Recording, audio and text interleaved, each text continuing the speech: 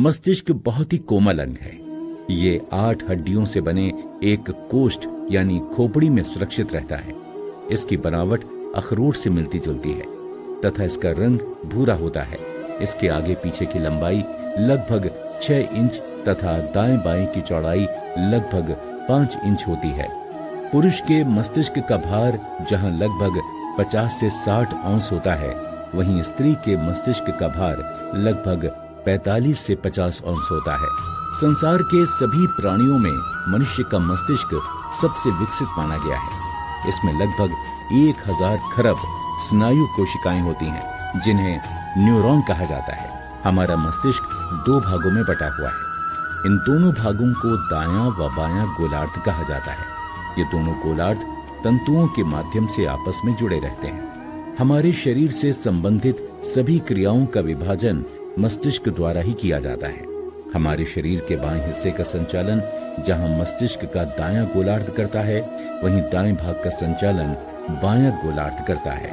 मस्तिष्क का बायां भाग जहां बोलने, तार्किक विश्लेषण, गणना करने, सोचने का काम करता है, वहीं दाहिना भाग कल्पना, संगीत, शारीरिक अभिव्यक्तियों, दुनिया को जानने, ज्यामिति, गणित और अन्य जटिल गणनाओं का काम करता है। दोनों भाग अलग अलग होने के बावजूद भी कोर्पस कैलोमस द्वारा आपस में मिलकर मनुष्य की हर गतिविधि का संचालन करते हैं। मस्तिष्क के बारे में मैं आपको एक खास बात और बता दूं। असल में दुनिया की 80% आबादी का बायां मस्तिष्क सक्रिय है। इसकी वजह से दुनिया के ज्यादातर लोग अपने काम दाएं हाथ से करते हैं। दाएं हाथ से काम करने की वजह से बायां मस्तिष्क सक्रिय रहता है। यही वजह है कि दुनिया के अधिकतर लोग एक ही तरह से सोचते और काम करते हैं। दाएं को एक्टिव करें। मस्तिष्क का बायां हिस्सा जहां आदेश देता है, शरीर को नियंत्रित करता है और काम में निपुणता देता है, वहीं मस्तिष्क का दायां हिस्सा हमें आजादी, जोखिम और परेशानी उठाने को उकसाता है। यदि आप सफलता की ओर बढ़ना चाहते हैं तो आप दाहिने मस्तिष्क को ज्यादा से ज्यादा सक्रिय करें। चेतन और अवचेतन मस्तिष्क। हमारे शरीर में होने वाली सारी क्रियाओं का नियंत्रण चेतन और अवचेतन मस्तिष्क द्वारा ही किया जाता है। दोनों को हम कुछ निम्नलिखित बातों से समझ सकते हैं। हमारे दिल की धड़कन कौन नियंत्रित कर रहा है? शरीर का ताप कौन नियंत्रित कर रहा है? शरीर की श्वास गति को कौन नियंत्रित कर रहा है? आंखों की पलकों को कौन झपका रहा है? ये सब क्रियाएं अवचेतन मस्तिष्क द्वारा की जाती हैं। इसके अलावा चाय पीना, पढ़ना, लिखना तथा अन्य शारीरिक कार्य चेतन मस्तिष्क करता है। यहाँ आप ये जान लीजिए कि चेतन व अवचेतन 2 मस्तिष्क नहीं है। ये एक ही मस्तिष्क में होने वाली 2 गतिविधियां हैं। आप जो भी बातें अवचेतन मन में छोड़ते हैं, वो उसे उसी रूप में स्वीकार कर लेता है। यदि झूठी बातों को हमारा चेतन मन सच मान लेता है, तो वो उसी रूप में मान लेगा।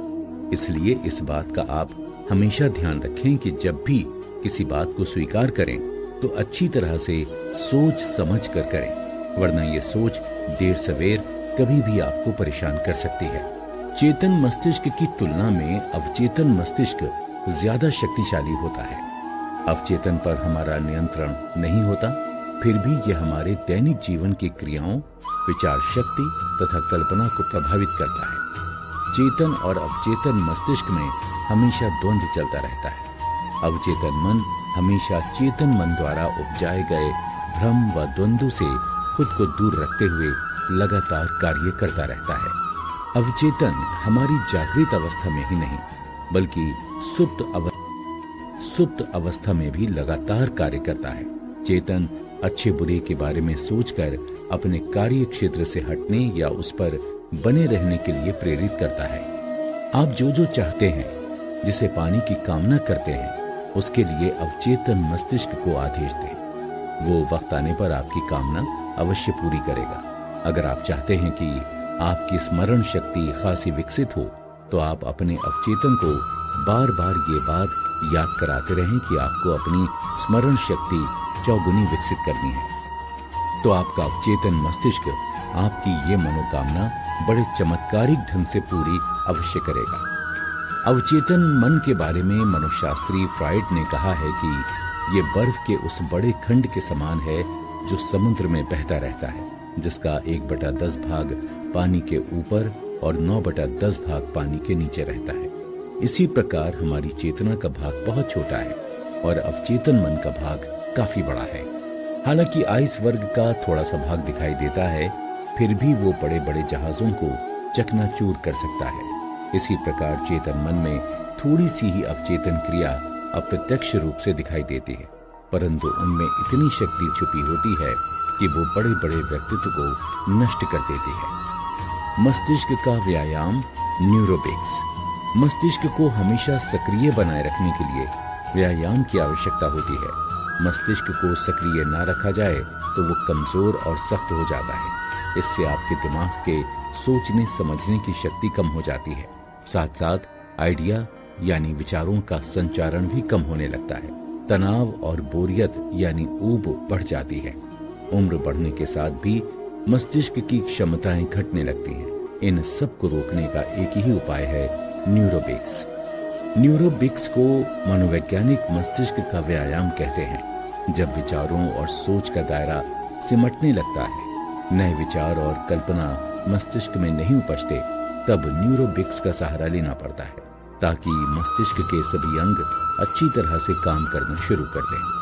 न्यूरोबिक्स करने से आप अपने दिमाग में समायोजन यानी एडजस्टमेंट, अनुकूलन यानी एडॉप्शन, सीखने की योग्यता यानी एबिलिटी टू लर्निंग, अमूर्त चिंतन यानी एब्स्ट्रैक्ट थिंकिंग, समझ यानी अंडरस्टैंडिंग तथा विवेक यानी विजडम में सुधार पाएंगे। मनोवैज्ञानिकों ने न्यूरोबिक्स के लिए कई सुझाव दिए हैं जो बेहद सरल हैं। इन पर अमल करने के बाद आप अपनी मस्तिष्क क्षमताओं को सारी उम्र पैना बनाकर रख सकते हैं। अपनी आंखों में पट्टी बांधकर या आंखें बंद करके अपने कमरे में घूमें और वहां रखी चीजों को हाथों से छूकर महसूस करें। विभिन्न प्रकार के ताले और उनकी चाबियों का गुच्छा सामने रखें और आंखें बंद कर लें। अब ताले को हाथ में लेकर चाबी के गुच्छे में से चाबी ढूंढकर ताले को खोलें। आंखें मूंद कर नहाएं, शरीर को पोंछें, कपड़े बदलें, बाथरूम से निकलने तक आंखें बंद करके रखें। भोजन की थाली आने के पहले आंखें बंद कर लें। थाली सामने आने पर केवल सुगंध से पहचानें कि उसमें क्या क्या रखा है। इसके बाद हाथ लगाकर पहचानें। कैरम, टेनिस, लूडो, शतरंज, टेबल टेनिस, बैडमिंटन, ताश आदि के खेल उल्टे हाथ से खेलें। अपने साथी को भी ऐसा करने के लिए कहें। उल्टे हाथ से लिखने की कोशिश करें, चित्र बनाएं, उल्टे हाथ से चम्मच से खाना खाएं और उल्टे हाथ से लेन देन के काम करें। उल्टे हाथ से बाल संवारें, स्कूटर या मोटरसाइकिल पर दूसरी तरफ से बैठें। ब्रश करने, शेव करने, सब्जी काटने, मोबाइल फोन पर नंबर डायल करते समय उल्टे हाथ का प्रयोग करें। TV, music system, air conditioner, remote control चलाने के लिए उल्टे हाथ का ही इस्तेमाल करें। पहेलियां हल करें, शब्द पहेलियां भरें, अंताक्षरी खेलें, किसी भी प्रतियोगिता में हिस्सा लें, जनरल नॉलेज के सवाल जवाब में हिस्सा लें, वाद विवाद प्रतियोगिता में भाग लें। घर परिवार के लोगों के साथ इशारे में बातचीत करें। ना समझ में आए तो उन्हें इशारों से बार बार समझाने की कोशिश करें। ये दिमाग को तेज करने का काफी अच्छा उपाय है। 2 गेंद लेकर एक साथ खेलें। दोनों हाथों में गेंद लेकर एक साथ उठा लें, उसे पकड़ें, टप्पे के साथ उसे उछालें और पकड़ें। इसे करने में शुरू में दिक्कत होगी, लेकिन बाद में आपको अच्छा खासा अभ्यास हो जाएगा। मस्तिष्क को सक्रिय करने के लिए कोई नई कला, नई हॉबी या फिर नई भाषा सीखें। उल्टी गिनती गिनें, उल्टे पहाड़े पढ़ें, पुस्तक को उल्टा करके पढ़ें। पूर्व परिचित अपने 10 लोगों के नाम व उनके चेहरे आंखें बंद करके याद करें, उसे लिख लें। ऐसा हर दिन करें। इस बात का ध्यान रखें कि जब नाम व चेहरा याद करें, वह हर बार नए होने चाहिए।